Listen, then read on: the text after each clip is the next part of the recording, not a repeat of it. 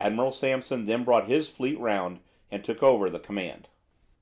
Until he reached Santiago, Cervera had shown no lack of energy, but now he was strangely devoid of enterprise. He allowed an American armed liner to capture, off the port, a steamer that was bringing him 3,000 tons of much needed coal, though he might have saved her by sending one of his cruisers outside the headlands. He allowed an inferior force to blockade the entrance for some days, without bringing out his cruisers by day to engage them, or sending out his destroyers by night to torpedo them. He waited until there was an overwhelming force assembled off the harbor. Then came a month of deadlock. He was blockaded by a vastly superior force that watched the narrow pass through which, if he left the harbor, his fleet must come out one by one. But so long as he was within the headlands he was unassailable. Admiral Sampson declined to risk his ships in an attempt to force the narrow entrance and destroy the Spanish squadron inside.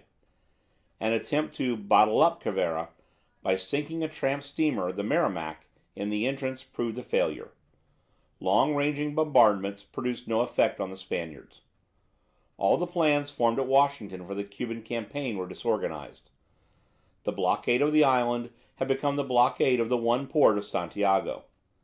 If the United States government had known how short of supplies were the city and garrison of Santiago and Cervera's fleet, it might have trusted to the blockade by sea and the operations of the insurgents by land, with the help of a few irregulars, to force the Spanish admiral either to surrender or come out and fight. But it was decided to abandon for the present the projected attack on Havana, and send the army, collected for this purpose at Tampa, to attack Santiago by land, and so deprive Cervera of his refuge in the harbor. Santiago was defended by lines of entrenchments with some improvised outworks, and garrisoned by a division under General Linares. The American transports from Tampa began to arrive on 20th June, and the expeditionary force, under General Shafter, was disembarked during the following days some miles east of the city. There was then an advance over mere forest tracks through hilly country covered with dense brush. Cervera landed seamen gunners with machine guns and light quick-firers to strengthen the defense, and anchored one of his cruisers so that her heavy artillery could enfilade an attack on the entrenchments nearest the harbor. On 1st of July, Shafter made his attack.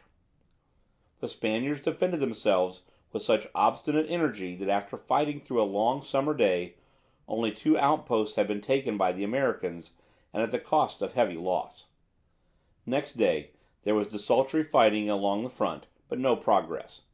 It was difficult to bring up supplies along the forest tracks, now sodden with tropical rains. Sickness had broken out in the American lines. The resistance of the Spaniards showed a dogged determination that was a surprise to the invaders. Shafter himself was ill. Late on Saturday, the 2nd of July, he appealed to Admiral Sampson to help him by forcing the Narrows at all costs, and in the early hours of Sunday the 3rd, he sent off to his government a dispatch which was a confession of failure.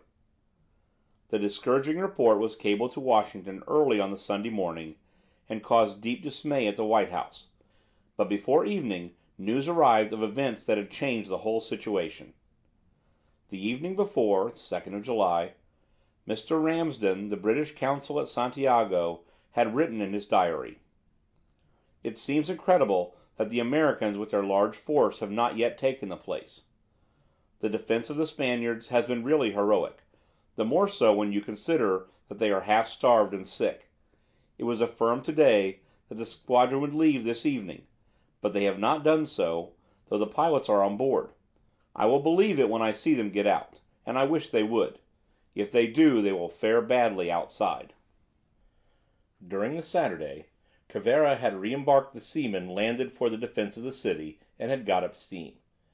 He was going out because the presence of his crews now only added to the difficulty of feeding the half-starved garrison and population of the place. He had a short supply of inferior coal, and the most he hoped for was that some of his ships would elude or fight their way past the blockading squadron and reach Havana. It is impossible to understand why, having decided to go out, he did not make the attempt in the darkness of Saturday night, instead of waiting for broad daylight next day. In one respect he was fortunate. His coming out was a complete surprise for the Americans, and found them quite unprepared, with some of their best ships far from the scene of action. Admiral Sampson had steamed off to the eastward in his flagship, the New York, intending to land at Siboney for his interview with General Shafter. The battleship Massachusetts had gone with two of the lighter cruisers to coal at Guantanamo. But there were quite enough ships left off the seaward opening of the Narrows, where 4 battleships, an armored cruiser, and 2 light craft were keeping up the blockade. It was a bright summer day, with a light wind and a smooth sea. Due south of the harbor entrance, and about 5½ miles from it, lay the battleship Iowa. To the east of her lay the Oregon, with the Indiana between her and the land, and about 2 miles nearer in, west of the Iowa, was the battleship Texas, with the armored cruiser Brooklyn, Commodore Schley's flagship, lying between her and the land, and still nearer in, the small armed revenue cruiser Vixen, lying about 3 miles southwest of Morro Castle. On the other side of the entrance, close to the land, was a small armed steamer, the Gloucester. She had been purchased by the Navy Department on the outbreak of the war from Mr. Pierpont Morgan, the banker, and renamed. Before this she had been known as the steam yacht Gloucester. She was commanded by one of the best officers in the United States Navy, Captain Wainwright, who had been second in command of the Maine when she was blown up in Havana Harbor. Wainwright was to show this day that even an armed steam yacht may do good service in a modern naval action. All the ships except the Oregon and the little Gloucester had let their fires burn low, and had hardly any steam pressure on their boilers. At 9:30 the order was given for the crews to fall in for general inspection. A few minutes later an apprentice on board the Iowa called attention to a mass of black smoke rising over the headlands of the harbor mouth. And then between the cliffs of Morro and Zacapa Points appeared the bows of Cervera's flagship. An alarm gun rang out from the Iowa, the signal, "Enemy escaping, clear for action," fluttered out from the halyards of the Brooklyn, and on every ship the bugle sounded. The men rushed to their battle stations, and the stokers worked madly to get steam on the boilers.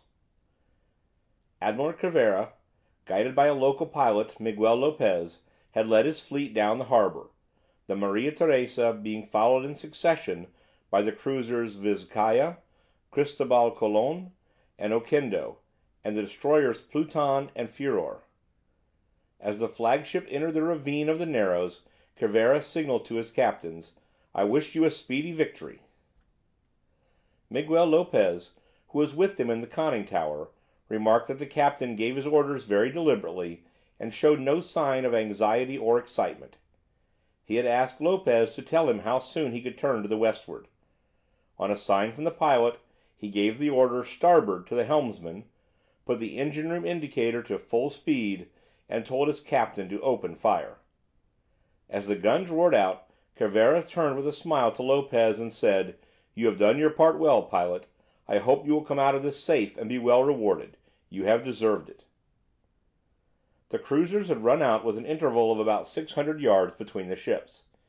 There was a longer gap between the last of them and the destroyers, but the Furor was out within a quarter of an hour of the Maria Teresa's appearance between the headlands. That quarter of an hour had been a busy time for the Americans. The Brooklyn and the 4 battleships had at once headed for the opening of the harbor, the Oregon making the best speed till the steam pressure rose on the boilers of her consorts. They were no sooner moving than they opened fire with their forward guns, the Spanish cruisers and the batteries of Zacapa and Morro replying with shots, every one of which fell short. As Cervera turned westward, the American ships also altered their course in the same direction. And now, as the huge ships of the blockading squadron, each wrapped in a fog of smoke from her guns, converged upon the same course, there was a momentary danger of disastrous collision between them, a danger accentuated by an unexpected maneuver of Commodore Schley's ship, the Brooklyn. The Texas and the Iowa just cleared each other in the smoke cloud. As they sheered off from each other, the Oregon, which had been following the Iowa, came rushing between the two ships, and the Brooklyn circled past their bows, suddenly crossing their course. Schley, in the first dash towards the Spaniards, had brought his great cruiser within 3,000 yards of the Maria Teresa, then seeing the Spanish flagship turning as if to ram, he swung round to starboard, bringing his broadside to bear on the enemy.